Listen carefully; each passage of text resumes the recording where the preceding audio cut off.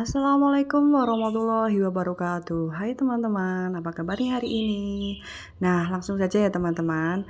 Ini adalah video lanjutan dari yang sebelumnya ya. Setelah aku beres-beres depan itu ya, yang mencabut rumput, lalu bersih-bersih teras, nggak semuanya aku rekod. Kemudian aku biasanya masuk teman-teman. Nah, sebelum aku mengurus kucing-kucingku, aku biasanya sapu-sapu dulu bagian ini ruang tengah ya teman-teman, ruang tengah sekaligus ruang tamu, sekaligus ruang makan, sekaligus ruang nonton TV, sekaligus ruang leyeh-leyeh, pokoknya ruang ruang serbaguna ya teman-teman. Ya memang karena hanya ruang ini yang bisa kami fungsikan untuk segala-galanya. Nah, di rumah kontrakan ini, kami tidak membawa barang yang terlalu banyak ya teman-teman. Itu kasur, kasur kapuk apa ya teman-teman, itu dari yang punya rumah dan ditinggal dan beliau mempersilahkan untuk dipakai atau dimanfaatkan. Nah, lumayan teman-teman buat tidur-tiduran, buat leyeh-leyeh daripada kosong ya teman-teman. Nah, itu kemudian saya bersih-bersihkan dulu kasurnya, kemudian saya pel, tidak saya rekod. Nah, ini setelah semuanya bersih, aku mengeluarkan kucing-kucingku teman-teman, kucing-kucing indoorku ini. Semuanya ada 5 ya. Ada kitten, ada Lola, ada Moza, ada Queen, ada Cilang. Semuanya sudah saya steril. Nah, gede-gede ya teman-teman. Ya karena mereka sudah steril, alhamdulillah pada sehat-sehat. Nah ini lalu aku membersihkan kandang ya teman-teman. Kandangku ini aku letakkan di cat room, di ruangan kosong, kamar kosong ya teman-teman. Nah di rumah ini tuh ada 2 kamar, satu kamar untuk saya dan suami tidur. Nah, satu kamar ini untuk cat room kecil-kecilan. Kenapa kami memilih seperti itu? Ya, karena kami itu dari kota sebelumnya pindahannya itu membawa kandang. Kami memang sudah memiliki kandang dan kandang itu memang harus kami bawa. Kenapa aku dan suamiku itu mewajibkan untuk punya kandang? Karena kandang itu menurutku itu sangat penting ya teman-teman. Kalau kita punya hewan peliharaan, khususnya di sini itu saya kan pelihara kucing, khususnya dalam kasus ini untuk kucing, saya itu dari awal niat adopsi itu memang mewajibkan untuk diri sendiri itu harus punya kandang. Awalnya aku tuh punya kandang besi.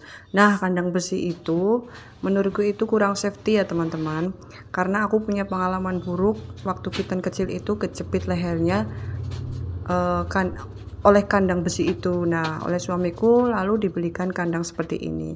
Ada 4 kandang, ya 3 kandang, yang 1 susun, yang 2 single. Nah, kitten sekarang udah nggak mau di kandang, jadi yang 4 untuk yang lainnya.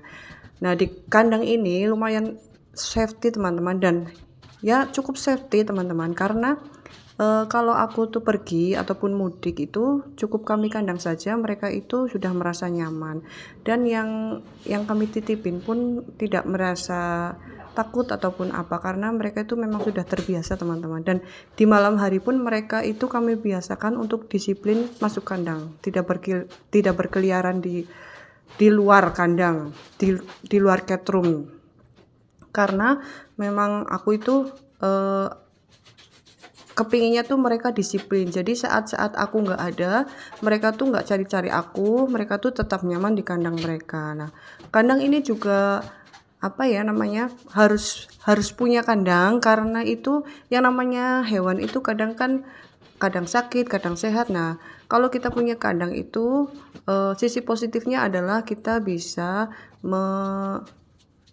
menyendirikan mereka, atau istilahnya supaya mereka itu tidak menular ke yang lain gitu teman-teman. Jadi yang sakit itu harus di kandang sendiri biar lebih aman, tidak menularkan suatu penyakit. Ataupun jikalau mereka sedang di obat kutu, lehernya itu, tengkuknya itu mereka harus di kandang supaya tidak saling jilat. Nah, ini setelah kandang bersih biasanya mereka tuh minta makan, padahal belum waktunya ya. Padahal setiap saat itu memang makan sih, nggak pernah aku kosongin tempat makannya. Nah, setelah kandang selesai, lalu aku bersih-bersih halaman belakang ini, halaman tempat mereka rebahan. Mereka tuh biasa rebahan di sini karena memang ruangannya terbuka ya teman-teman.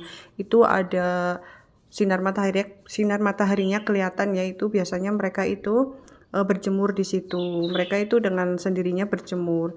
Kucing itu kalau nggak sakit, dalam istilahnya dalam keadaan sehat, kalau bukan atas rekomendasi dokter itu sebenarnya tidak harus dijemur ya teman-teman. Mereka itu akan berjemur sesuai dengan keinginan mereka sendiri, kebutuhan mereka, instingnya begitu. Nah, setelah selesai bersih-bersih, aku tuh biasa setiap hari itu membersihkan kucing-kucingku itu, terutama di area muka, area wajah itu, hidung, dari hidung, mata, dan telinga. Nah, ini si kuru-kutuk ini kadang-kadang kalau dibersihin itu ya, dibersihin telinganya itu malah kadang-kadang sampai tidur teman-teman. Saking nyamannya ya.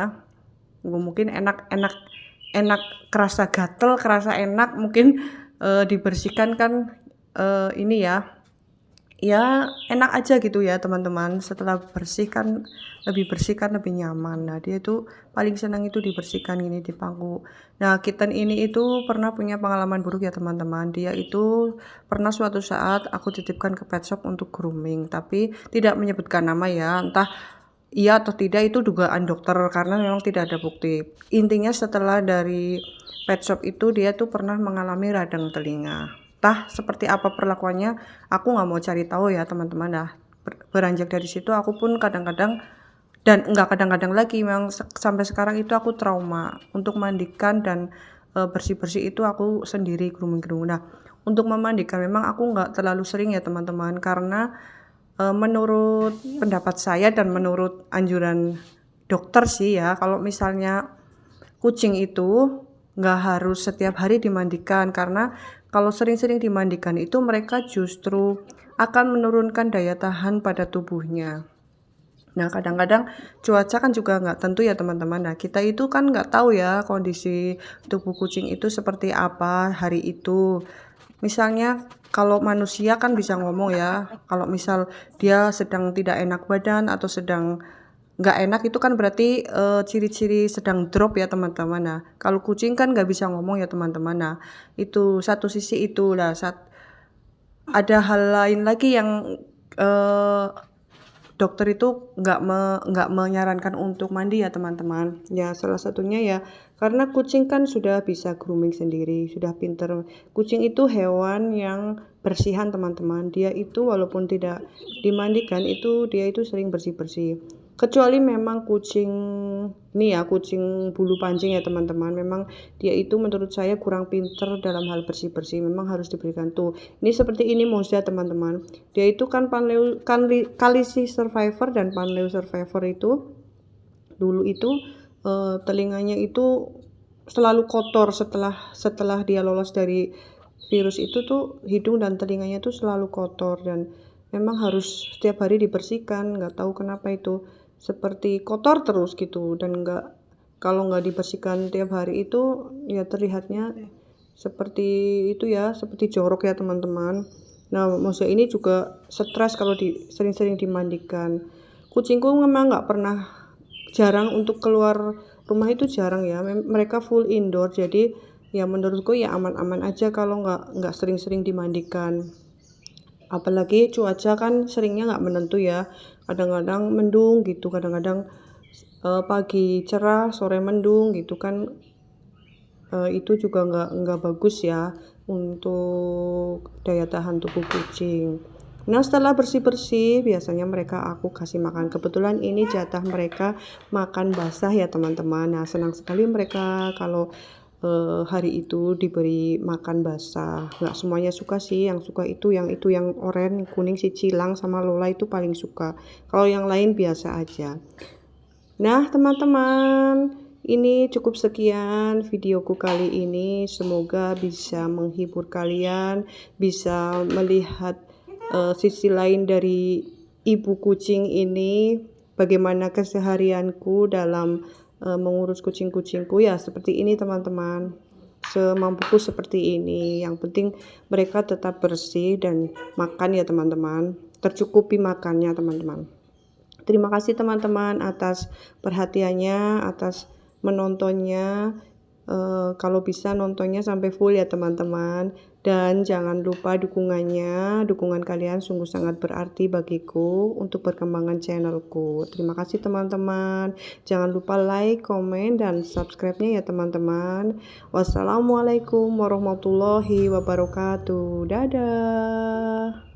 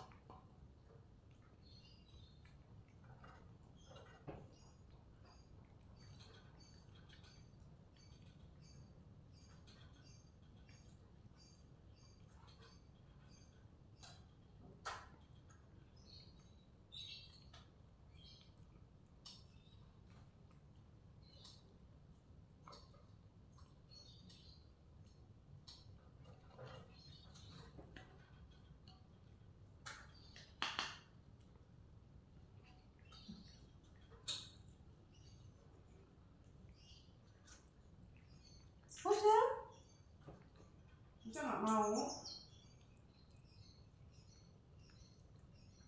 Kenapa nggak mau, Bos ya?